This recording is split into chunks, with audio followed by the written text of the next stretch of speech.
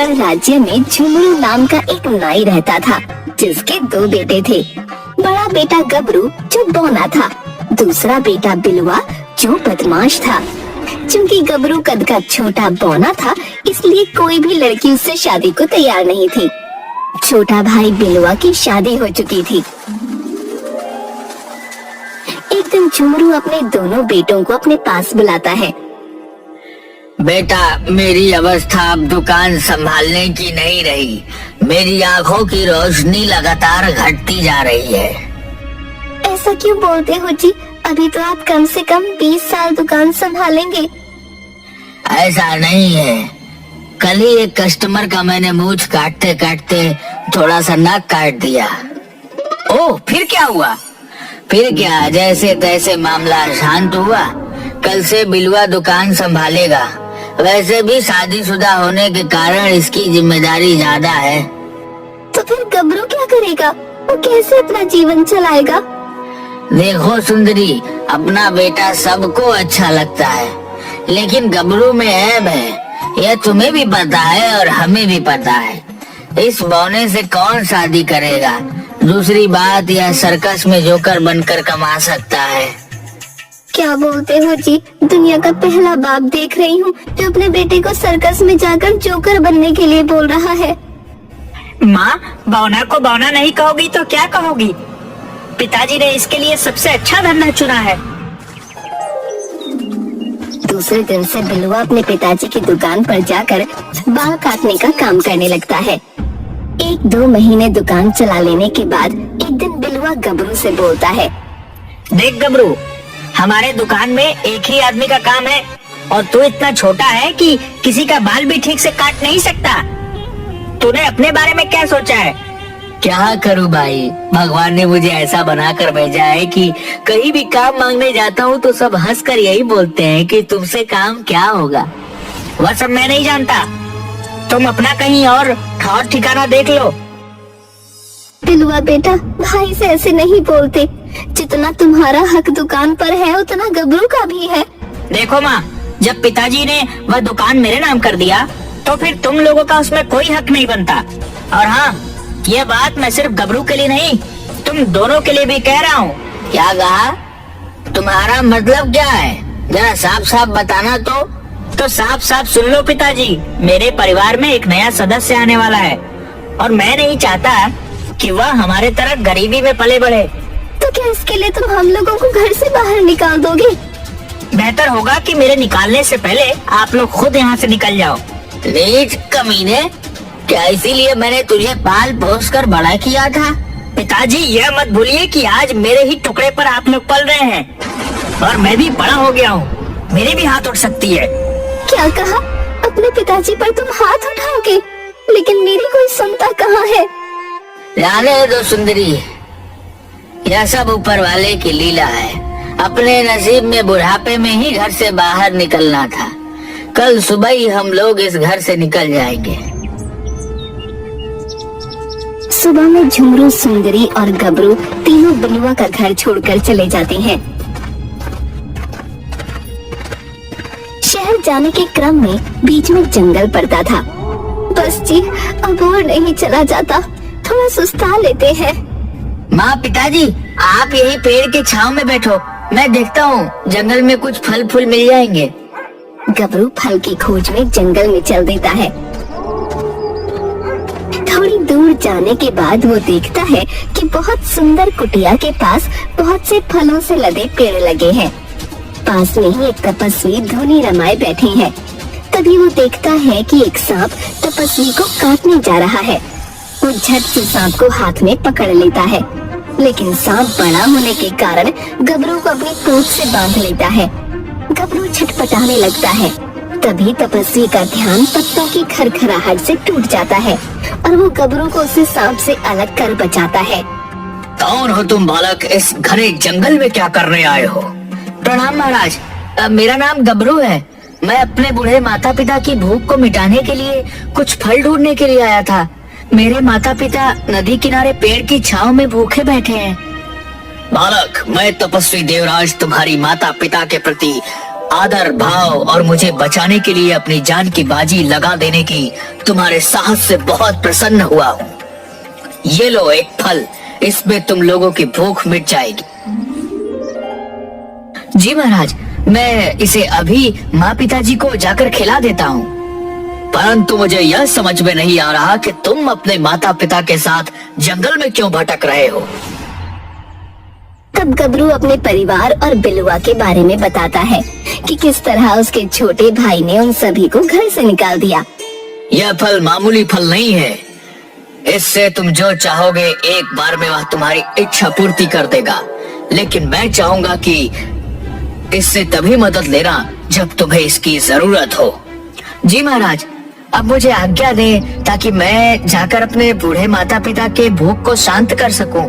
गबरू वो फल लेकर तेजी से अपने माँ पिताजी के पास पहुँचता है और उन्हें सारी कहानी बताता है।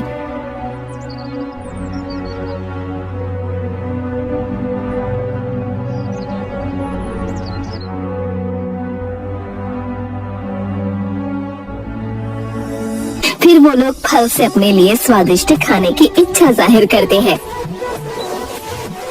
और उसी खाने को खाकर नगर की ओर निकल जाते हैं। नगर में एक ढाबे पर। अरे बोले, तुझे क्या चाहिए? बहुत देर से देख रहा हूँ, टुकुर टुकुर देख रहा है। फिलहाल तो मुझे काम की सख्त जरूरत है, मुझे काम चाहिए। अबे ठीक ने, मेरा पाव भाजी का दुकान है, एक पाव के बराबर तो तू ही है। तू क्या काम करेगा मेरे यहाँ? जा कहीं और नौटंकी में शामिल हो जा। जगन, तुम्हें काम नहीं देना है तो मत दो, लेकिन किसी के रूप रंग और कद का ऐसे मजाक उड़ाना उचित नहीं। अच्छा, बहुत बुरा लग रहा है तुझे? तो तुम ही अपने ढाबे में काम पर क्यों नहीं रख लेते? मैं जरूर रख लेता, लेकिन मुझे तो खुद कोढ़ हो गया है। मैं दुकान बंद करके हरिद्वार जा रहा हूँ, वहीं बैठकर भीख मांगूंगा। बेटा, मेरी दुकान भी पाव भाजी का सामने है, लेकिन मुझे कोढ़ हो जाने के कारण यह दुकान मैं बंद कर हरिद्वार जा रहा हूँ। अगर तुम चाहो तो इसे खुद से चला सकते हो। चाचा, तुम्हें कहीं जाने की जरूरत नहीं, हम दोनों मिलकर पाव भाजी की दुकान चलाएंगे। बेटा, मुझे कोढ़ हो गया है और यह बात नगर में सभी को मालूम हो चुका है, इसीलिए मेरी दुकान से कोई खाना नहीं खाएगा। एक दो कस्टमर आता भी है तो यह लालची जगन उसे कोढ़ के नाम पर भड़का देता है और अपने यहाँ बुला लेता है। चाचा, मेरे माँ पिताजी हैं, हमें एक कमरा चाहिए ताकि हम लोग रह सके। अगर तुम लोग छुआछूत नहीं मानते तो मेरे घर पर रह सकते हो, वैसे भी अब मैं हरिद्वार निकलने ही वाला हूँ। धर्मा उन लोगों को अपने घर ले जाता है। वहाँ गबरू उसे चमत्कारी फल से एक छोटा सा फल मांगता है और धर्मा को खाने के लिए देता है। फल खाते ही धर्मा के जितने भी कोढ़ के लक्षण थे सारे गायब हो जाते हैं। धर्मा खुश हो जाता है। तभी नगर में महामारी फैल जाती है। लो, इस महामारी में तो लोग हमारे पाव भाजी भी नहीं खाएंगे।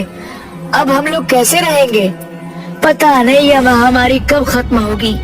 गबरू उस चमत्कारी फल से महामारी ठीक होने वाली दवा की इच्छा जाहिर करता है।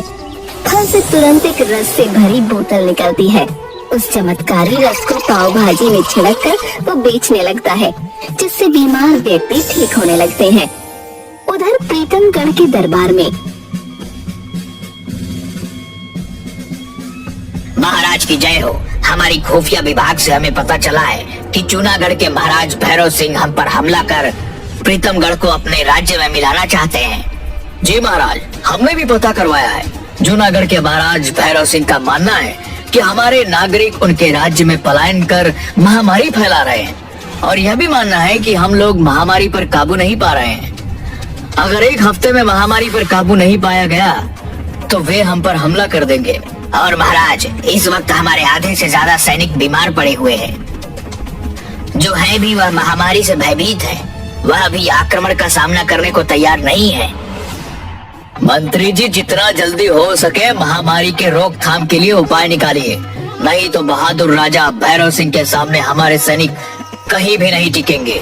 महाराज, हमें पता चला है कि नगर में पाव भाजी बेचने वाला भोना गबरू, उसकी पाव भाजी खाने से लोग तेजी से ठीक हो रहे हैं। तभी राज वैद्य आकर बताते हैं कि जांच में महाराज सहित राजमहल के अधिकांश लोग महामारी से ग्रसित पाए गए हैं।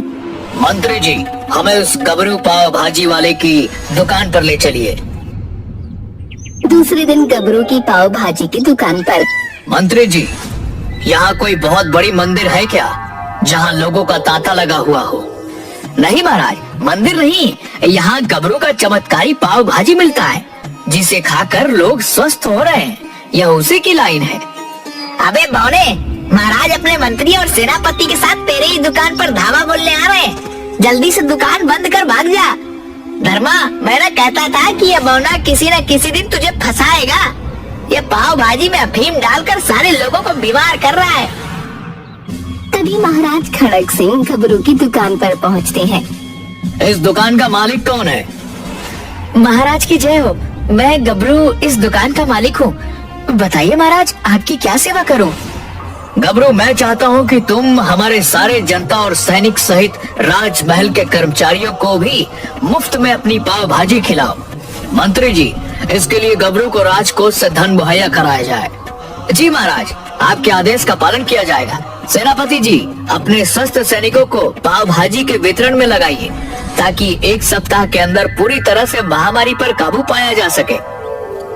गबरू, फिलहाल हमारे और हमारे परिवार के लिए कुछ पाव भाजी दे दो, ताकि हम लोग जल्द से जल्द स्वस्थ हो सके। उधर गांव में बिलुआ अपने शराबी दोस्त जगिया के साथ खूब शराब और कबाब में पैसे उड़ाता है, जिससे वो कर्ज में चला जाता है और उसकी दुकान भी बिक जाती है। गरीबी और महामारी से तंग आकर बिलुआ शहर में मजदूरी करने आ जाता है। यहाँ वो लोगों को पाव भाजी पहुँचाने का काम करने लगता है। एक दिन, ये लड़का इधर सुनो, क्या करते हो यहाँ? जी सरकार, मैं यहाँ जरूरतमंदों को पाव भाजी खिलाता हूँ। इस इलाके में जल्द से जल्द पाव भाजी की जरूरत है। तुम तुरंत यह पर्चा लेकर पाव भाजी के दुकान पर जाओ और वहाँ के मालिक को यह पर्चा देकर 50 बैलगाड़ी पाव भाजी ले आओ। बिलुआ 50 बैलगाड़ी लेकर गबरू की पाव भाजी की दुकान पर पहुंचता है, लेकिन पाव भाजी लेने के लिए लोगों की भीड़ में वो पाव भाजी के मालिक तक नहीं पहुंच पा रहा था। तभी उसकी मुलाकात धर्मा से होती है। मालिक, यह पर्चा सेनापति वीरभद्र सिंह ने दिया है। 50 बैलगाड़ी पाव भाजी की तत्काल जरूरत है। यह तो राज पर्चा है, इसके लिए तो तुम्हें मालिक के पास ही जाना पड़ेगा। ऐसा करो, मैं यहाँ तैनात एक सैनिक को बोल देता हूँ, वह तुम्हें मालिक के पास पहुँचा देगा। वहाँ यह पर्चा दिखाना। सैनिक बिलुआ को लेकर गबरू के पास जाता है। अरे गबरू, तू यहाँ नौकरी करता है? देख, आज मैं अपने मेहनत की बदौलत राज कर्मचारी बन गया हूँ। यह राज पर्चा देख, तुम्हारे मालिक को दिखाकर 50 बैलगाड़ी पाव भाजी लेने आया हूँ। सेनापति वीरभद्र सिंह मुझे खुद यह पर्चा दिए हैं।